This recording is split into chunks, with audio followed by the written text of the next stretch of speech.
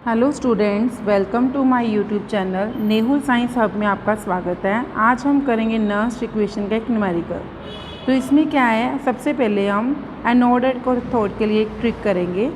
And आपने सुना होगा एक एनॉक्स एक रेड कैट, इसको याद कर लेना। एनॉक्स मतलब जिसमें ऑक्सीडेशन, ऑक्स मतलब ऑक्सीडेशन, जिसकी ऑक्सीडेशन होती है वो एनोड होता है, और जिसकी रिडक्शन होती है वो कैथोड। रिडक्शन होगी तो वो कैथोड है और ऑक्सीडेशन है तो एनोड है। बस ये लर्न कर लेना आपने।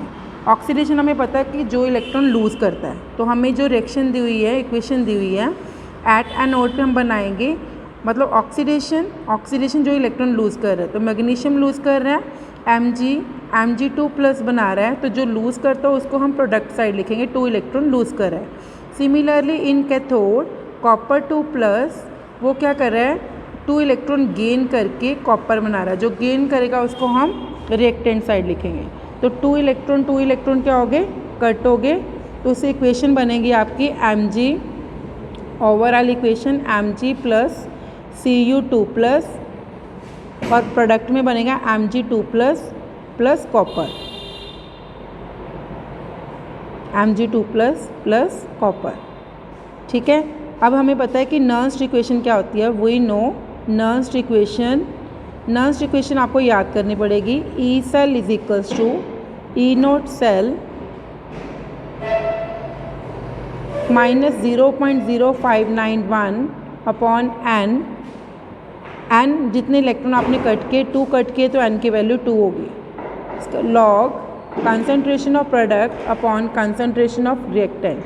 ठीक है। अभी हमें पता है कि ई नोट सेल की वैल्यू हमें नहीं पता। ई नोट सेल की वैल्यू निकालने के लिए आपको फार्मूला है ई कैथोड माइनस ई एनोड।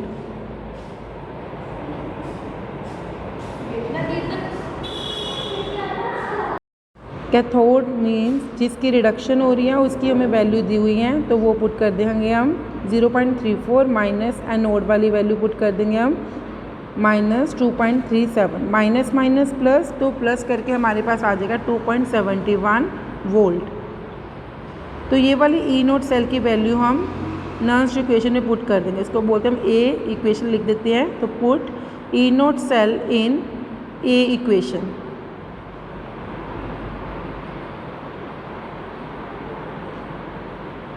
तो क्या आ जाएगा, E cell is equals to 2.71 minus 0.0591 upon N की वैल्यू 2 लॉग। तो हमने क्या लिखना है, कंसंट्रेशन ऑफ प्रोडक्ट में हमने उसकी वैल्यू लिखनी है जिसके ऊपर चार्ज है, क्योंकि विदाउट चार्ज वाला जो है वो उसकी वैल्यू होती है यूनिटी, तो हमने वो लिखनी नहीं है। हम लिखेंगे Mg2+। नीचे हमने लिखना है रिएक्टेंट, तो वो क्या है, कॉपर 2+। दूसरा नहीं लिखना क्योंकि उसकी वैल्यू 1 होती है। तो जो वैल्यू हमें गिवन है वो पुट कर देंगे हम, जैसे कि बाकी की इक्वेशन वैसे ही लिख के। Mg2+ की जो कंसंट्रेशन हमें गिवन है वो है 0.001, तो हम वही लिखेंगे 0.001। और कॉपर 2+ की वैल्यू हमारे पास है 0.0001। ठीक है। चलो next, E cell is equals to 2.71 minus 0.0591 upon 2 log. इसको हम लिख देंगे 1/10 की रेज़ पावर 3, और दिस वन को 1 × 10 रेज़ पावर 4 जो ऊपर चला जाएगा। 4 के साथ 3 को कट किया तो हमारे पास क्या रह गया,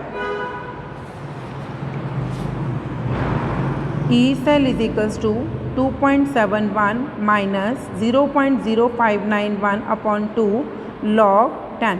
लॉग 10 में कितनी ज़ीरो है, 1 ज़ीरो है, तो इसकी वैल्यू होगी 1। ठीक है, 1 पुट कर देंगे हम। E cell is equals to 2.71 minus 0.0591 upon 2 into 1। तो इसको कैलकुलेट करके जो 0.0591 अपॉन 2 है, इसको डिवाइड करके हमारे पास आएगा 0.02955। ठीक है।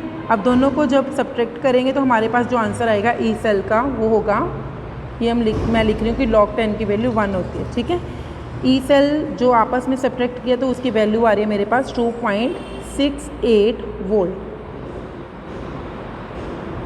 अभी एक क्वेश्चन मैं और कर रही हूँ, थोड़ा सा बताऊंगी। ये हमारे पास है calculate the EMF delta G निकालने, इक्वेशन दी हुई है जिंक के बारे में और कैडमियम के बारे में। ठीक है, ई सेल की वैल्यू की वैल्यू तो आपने सिमिलरली वैसे बनाना है। एट एनोड पे क्या हो रहा है, एट कैथोड पे क्या हो रहा है।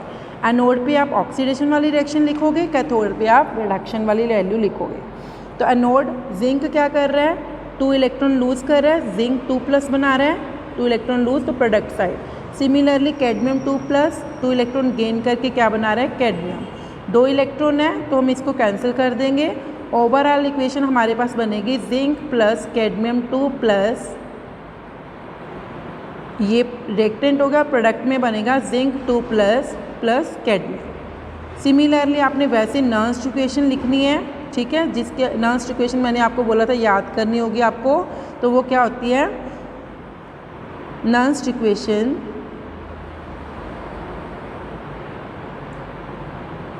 ई cell is equals to E naught cell minus 0.0591 upon N, जितने नंबर ऑफ इलेक्ट्रॉन आपने कट के, log concentration of product upon concentration of reactant. इसके फर्दर आपने खुद ट्राई करना है और मुझे बताना है कि आपका न्यूमेरिकल हुआ है या नहीं।